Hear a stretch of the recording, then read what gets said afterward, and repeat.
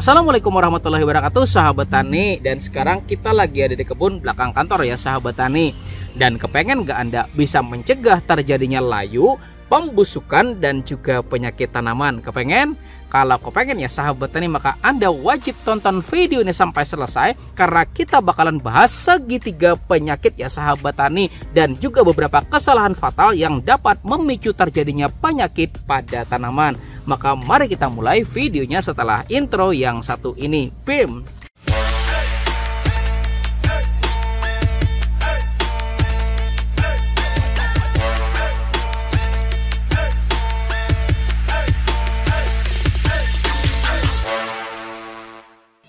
Dan sebelum mulai, klik dulu ya tombol jempolnya. Mudah-mudahan ilmunya jadi makin berkah dan rezekinya jadi tambah banyak lagi. Amin. Sahabat tani, di dalam ilmu penyakit tanaman dikenal dengan istilah segitiga penyakit ya sahabat tani. Dan poin dari segitiga penyakit ini tuh pertama adalah inang ya sahabat tani.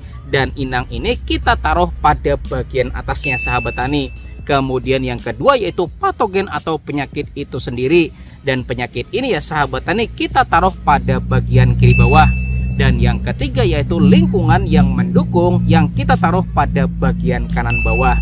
Misalnya ya sahabat tani, kita sudah mengetahui bahwa daerah tersebut endemik serangan bulai pada tanaman jagung. Dan kondisinya mendukung lah ya sahabat tani buat perkembangan penyakit bulai. Kita malah nanam jagung yang gak punya ketahanan terhadap bulai gitu kan. Ya sudah, kemungkinannya bakalan kena bulai ya sahabat tani. Kenapa coba? Karena semuanya mendukung perkembangan dari penyakit bulai tersebut.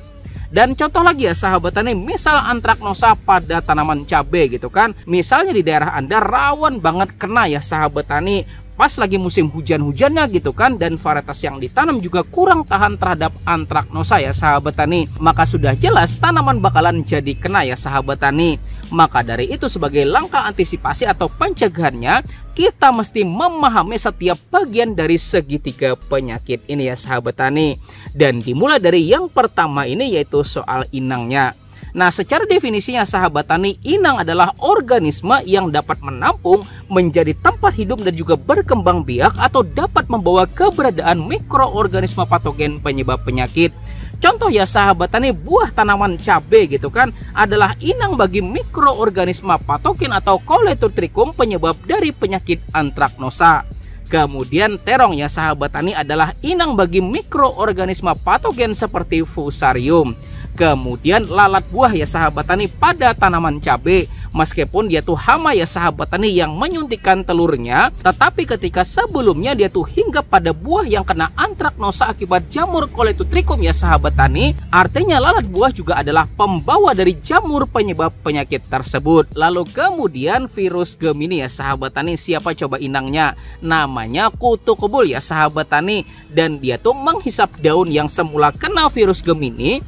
Kemudian ketika berpindah ke tanaman yang sehat, maka tanaman yang sehat juga bakalan kena virus Gemini tersebut, yang pada akhirnya menyebabkan daun tanaman menjadi keriting dan juga menguning ya sahabat tani. Dan contoh selanjutnya lagi ya sahabat tani, sudah pernah saya bahas pada video yang ini ya sahabat tani, lengkap dengan pengujian mikroskopiknya. Tangan kita ini ya sahabat tani, pegang gitu kan tanaman yang kena antraknosa ya sahabat tani, malah lupa nyuci gitu kan. Kemudian pegang tanaman yang sehat, cap gitu ya sahabat tani, maka ketika tanaman tersebut nggak punya ketahanan terhadap antraknosa ya sahabat tani, maka kemungkinan besar tanaman tersebut bakalan kena juga.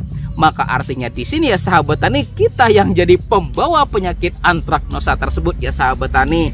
Dan lagi ini yang paling fatal ya sahabat tani, apa? Penggunaan pupuk kandang yang belum matang ya sahabat tani. Jadi ada dua orang petani gitu kan, sama-sama nanam varietas yang sama, kemudian perlakuannya juga sama, dan ditanam dengan waktu yang berbarengan juga ya sahabat tani.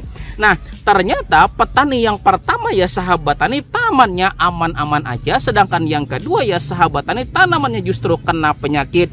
Dan usut demi usut ya sahabat tani, ternyata adanya penggunaan pupuk kandang yang belum matang. dan itu yang menjadi penyebab pembawa penyakit pada tanaman budidaya gitu ya sahabat tani. Makanya biasanya kalau pakai pupuk kandang itu ya sahabat tani mesti kita olah kembali dulu dengan metode difermentasi supaya patogen yang ada di dalam pupuk kandang itu keberadaannya bisa ditekan oleh namanya efektif mikroorganisme gitu ya sahabat tani, sehingga bisa disebut matang dan minim risiko dalam pembawaan penyakit. Dan tutorial pematangannya silakan ya sahabat tani tonton pada video yang ini, oke? Nah sekarang sudah pada paham kan ya sahabat tani tentang apa itu inang? Maka sekarang ya sahabat tani saya mau ngejelasin soal tanaman inang itu sendiri. Artinya tanaman yang bakalan jadi tempat hidup dan juga berkembangnya patogen penyebab penyakit. Nah jadi ya sahabat tani, tanaman inang itu dibedakan menjadi 5 jenis ya sahabat tani. Berapa jenis? Tolong disebutin berapa jenis? 5 jenis ya sahabat tani, oke? Pertama ya sahabat tani, tanaman yang berkategori rentan. Artinya tanaman ini mudah banget terserang penyakit akibat patogen tertentu pada kondisi yang mendukung gitu ya sahabat tani. Kemudian yang kedua, tanaman yang berkategori resisten ya sahabat tani. Artinya tanaman jenis ini memiliki ketahanan yang baik terhadap serangan patogen penyebab penyakit meskipun pada kondisi atau lingkungan yang mendukung. Kemudian yang ketiga ya sahabat tani, tanaman berkategori toleran. Nah ini yang masih banyak banget yang salah tangkap ya sahabat tani, dimana toleran itu ya sahabat tani artinya tanaman tersebut masih rentan atau masih berpotensi terkena penyakit pada kondisi yang mendukung. Tetapi bedanya ya sahabat tani, tanaman itu masih mampu buat berproduksi dan juga menghasilkan panen buat kita. Nah jadi buat teman-teman yang bertanya di kolom komentar gitu kan, kenapa sih ya kok tanamanku masih kena penyakit gitu kan, padahal benihnya yang dipakai udah toleran gitu kan.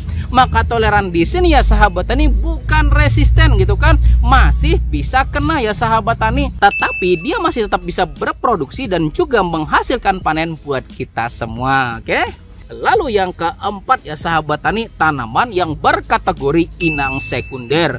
Artinya tanaman ini bukan inang primer ya sahabat tani atau inang utama bagi patogen penyebab penyakit, tetapi patogen masih bisa hidup dan juga berkembang di dalam tanaman jenis ini. Contoh tanaman budidaya yang masih satu keluarga atau sejenis ya sahabat tani sama inang primernya, oke? Lalu yang kelima ya sahabat tani, tanaman yang berkategori inang alternatif. Nah yang namanya makhluk hidup itu ya sahabat tani bisa bertahan tergantung dari kemampuan dia dalam beradaptasi. Dan begitu juga dengan patogen gitu ya sahabat tani. Ketika inang primer seperti tanaman budidaya kita itu nggak ada, kemudian misalnya inang sekundernya juga nggak ada ya sahabat tani, memang sih ya sahabat tani sebagian bakalan mati gitu kan. Tetapi bagi yang masih bisa hidup ya sahabat tani bakalan beradaptasi dan bakalan hidup pada inang alternatif di sekitarnya. Contoh ya sahabat tani, gulma, itu keberadaan gulma bisa menjadi inang alternatif bagi patogen penyebab penyakit. Nah jadi sudah pada paham kan ya sahabat tani 5 jenis inang ini. Maka selanjutnya sahabat tani kita bakalan bahas beberapa kebiasaan fatal terkait inang yang dapat membuat tanaman kita tuh menjadi sakit. Nah pertama ya sahabat tani, dan sudah saya singgung gitu kan, jangan suka pegang-pegang tanaman yang sakit gitu ya sahabat tani. Karena kalau kita lupa nyuci tangan ini ya sahabat tani, kemudian pegang-pegang tanaman yang sehat, maka tangan kita ini ya sahabat tani dapat menjadi pembawa patogen penyebab penyakit pada tanaman yang sehat. Kemudian yang kedua ya sahabat tani, selesai kita metik bagian tanaman yang kena penyakit gitu kan, maka jangan dibuang gitu aja gitu ya sahabat tani. Jangan dibuang sembarangan gitu kan, karena kalau kita buang sembarangan ya sahabat tani, kemudian tiba-tiba kena tetesan hujan gitu kan, dan ketika air hujan itu kemudian membleber kemana-mana ya sahabat tani, maka tanaman yang terkena dari aliran air hujan tersebut bakalan beresiko terjadinya infeksi dan menjadi inang baru ya sahabat tani bagi patogen penyebab penyakit. Maka solusinya sahabat tani adalah dibakar. Ayo coba ulangi lagi ya sahabat tani, apa? Dibakar gitu ya sahabat tani, oke? Karena patogen itu ya sahabat tani nggak bakalan bisa bertahan terhadap suhu yang sangat tinggi ya sahabat tani. Dan ini juga berlaku loh pada busuk buah akibat lalat buah gitu kan. Dan meskipun penyebabnya bukan patogen tapi hama ya sahabat tani, kebiasaan ini juga fatal banget loh. Contoh ya sahabat tani, ada buah yang busuk gitu kan akibat ada ulat di dalam buah tersebut akibat lalat buah gitu ya sahabat tani.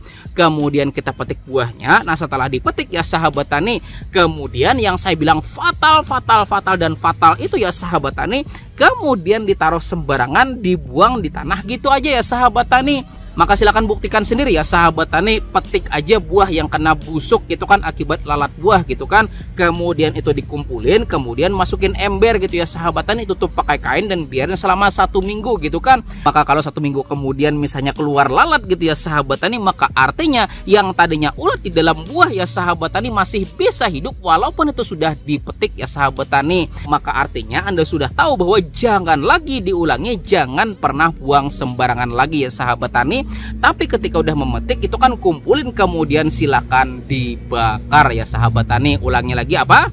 Dibakar gitu ya sahabat tani, oke? Karena ya sahabat tani, kalau sesuatu itu dibakar gitu kan, maka otomatis kita sudah melakukan langkah pemusnahan, dan otomatis ya sahabat tani, segala yang bakalan berisiko pada tanaman kita menjadi lebih aman lagi ya sahabat tani, oke? Dan yang nomor 3 ya sahabat tani, dan ini juga jarang gitu kan jadi perhatian kita, yaitu jarang menjaga keberhasilan peralatan yang kita gunakan. Contoh cangkul ya sahabat tani, misalnya ada tanaman kita yang layu kemudian mati gitu kan, kemudian kita cangkul dan juga dicabut gitu ya sahabat tani.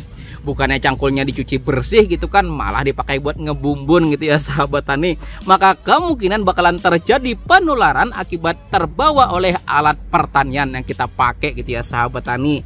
Dan meskipun ini tuh kesannya sepele ya sahabat tani, tapi ini tuh benar-benar bakalan jadi fatal akibatnya kalau kita tuh sempat terabaikan. Nah, jadi perlu diperhatikan baik-baik gitu ya sahabat tani. Dan kita baru selesai bahas 1 poin loh ya sahabat tani, dari 3 poin dari segitiga penyakit. Gimana? Mau lanjut gak nomor 2 sama nomor 3? Ayo. Kalau mau lanjut ya sahabat tani, maka silahkan tuliskan di kolom komentar gitu kan, lanjut bahas nomor 2 dan juga nomor 3. Maka silahkan lanjutkan dulu ya sahabat tani. Salah satu silahkan dipilih dari 4 video di samping sini, sini, dan juga sini ya sahabat tani. Mudah-mudahan semakin tambah pengetahuan dan juga pengalaman Anda. Terima kasih, saya Rizal Ansar, petani cerdas, pertanian maju jaya luar biasa. Saya akhiri dulu ucapan wassalamualaikum warahmatullahi wabarakatuh.